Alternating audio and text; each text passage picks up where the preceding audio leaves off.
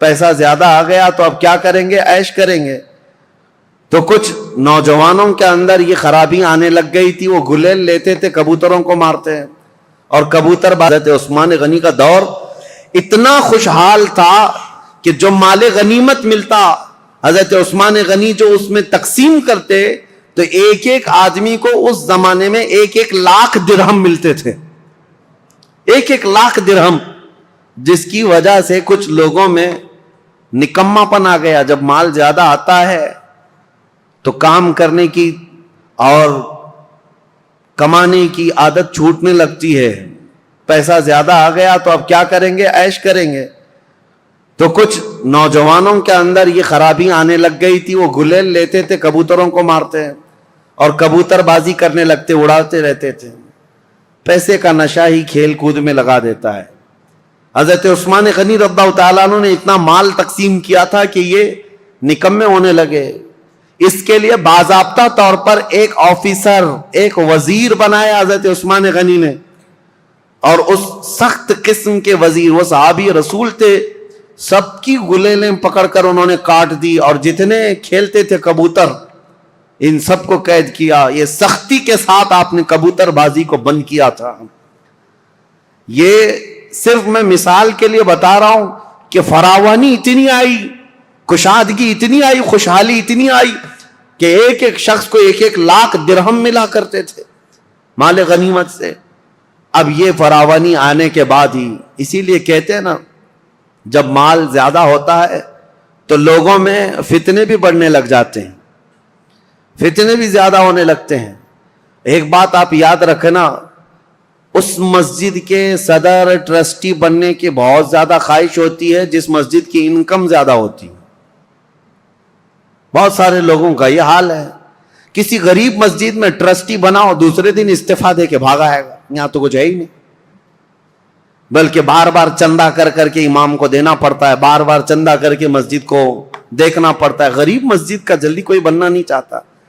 ہاں، جس کی بہت ساری دکانیں ہیں، بہت سارا اس کا انکم کا آنا جانا لگا ہوا ہے، دیکھو کتنے امیدوار ہیں، ہر گلی میں ایک صدر کھڑا ہے. مال زیادہ ہے تو فتنے بھی زیادہ. جب مال زیادہ بڑھنے لگتا ہے تو سب کی آنکھیں بھی کھل جاتی ہیں کہ ہمیں بھی خدمت کرنے کا موقع ملے. سب بات یہی کرتے ہیں، ہم کو بھی خدمت کرنے کا موقع ملے. اس میں کس کی خدمت کا؟ پیٹ کی خدمت کا. یہ موقع بہت سارے لوگوں کو چاہیے ہوتا ہے. اسی لیے سیدنا ابو بکر صدیق اور حضرت عمر کے دور کا یہ حال تھا کہ وہ بیت المال میں 1 درہم بھی بچاتے نہیں تھے، بانٹ کر کے جھاڑو بھی جھاڑ دیتے تھے. یہاں مال رہے گا تو فتنہ نہ ہونے پائے. اب 2 چیزیں حضرت عثمان غنی رضی اللہ تعالیٰ عنہ کے دور میں آئیں اور مسلمانوں پر ایک بہت برا اثر قائم کر گئیں. ایک تو یہ تھی کہ خوشحالی بہت زیادہ آئی. اب اسلام بہت دور دور تک جا چکا ہے. ظاہر سی بات ہے، اتنی دور تک ایک خلیفہ کی نگرانی میں چل رہا اتنا بڑا خطہ. یہ ضروری تو نہیں کہ ہر اسلام میں آنے والا سب مخلص ہی ہوگا. کئی فتنے بھی تھے، کئی نئے لوگ اس میں آ رہے تھے. اب حضرت عثمان غنی رضی اللہ تعالیٰ عنہ کے دور خلافت میں جو بڑے معاملات پیش آئے اس کی طرف میں آتا ہوں. دوسرا ایک کام یہ ہو گیا تھا کہ حضرت عمر کے زمانے میں، ان کی دور اندیشی دیکھیں حضرت عمر کی. حضرت عمر نے ایک پابندی لگائی تھی، جو بڑے بڑے صحابہ تھے قریش خاندان کے، ان سب کو پابندی لگا رکھی تھی حضرت عمر نے کہ کوئی بھی مدینے کے باہر جائے گا نہیں. کیوں جانتے ہیں؟ میں پڑھ کر کے حیرت میں تھا کہ حضرت عمر نے یہ پابندی کیوں لگائی تھی. شہزادوں کو بھی پابندی تھی، بڑے صحابہ کو بھی پابندی تھی کہ باہر جائیں گے تو نئے نئے علاقے ہیں اور رسول اللہ صلی اللہ علیہ وسلم کی رشتہ داری کا اعزاز لے کر یہ سب سر آنکھوں پر بٹھائیں گے اور ان کو اتنا چڑھائیں گے کہ خلیفہ کے خلاف بھڑکا بھی دیں گے، آپ ہی خلیفہ بن جائیں. ہر علاقے کا ایک پیر صاحب ہو جائے گا. حضرت عمر فاروق نے سب کو مدینے سے باہر جانے پر پابندی لگائی تھی کہ کوئی باہر نہیں جائیں گے. یہ ان کی دور اندیشی تھی. یہ نہیں ہے کہ مسلمانوں کا ایک خلیفہ پر متفق ہونا بہت ضروری ہے، ورنہ سب کا سب نظام درہم برہم ہو سکتا ہے. لیکن حضرت عثمان غنی نے یہ پابندی ہٹا دی تھی.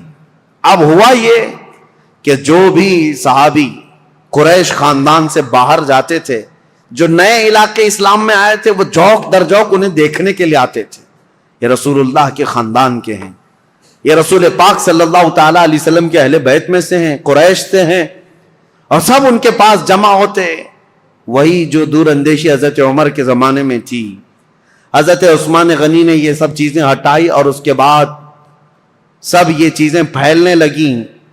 صحابہ جو مدینے میں رہنے والے تھے وہ باہر جانے لگے, تو صحابہ کے دلوں میں اگرچہ بات نہیں آئی, لیکن کچھ نہ کچھ جماعتیں بننی شروع ہو گئیں الگ الگ خیالات کے. حضرت عثمان غنی رضی اللہ تعالیٰ عنہ کے دور میں کچھ چیزیں ایسی آئیں جس کو آج تک یہودی اور عیسائی انگلی اٹھاتے ہیں ان کی خلافت کے دور کے متعلق. ان کو کہتے ہیں وہ کمزور خلیفہ تھے. نہیں, وہ بہت مضبوط خلیفہ تھے, لیکن مزاج کے بڑے نرم تھے, مزاج کے بڑے نرم تھے. 6 سال آپ کی خلافت کے گزرے تھے, اس کے بعد کچھ ایسے معاملات پیش آئے کہ کچھ صحابہ جو کچھ علاقے کے گورنر تھے, حضرت عثمان غنی نے ان کو معزول کر دیا.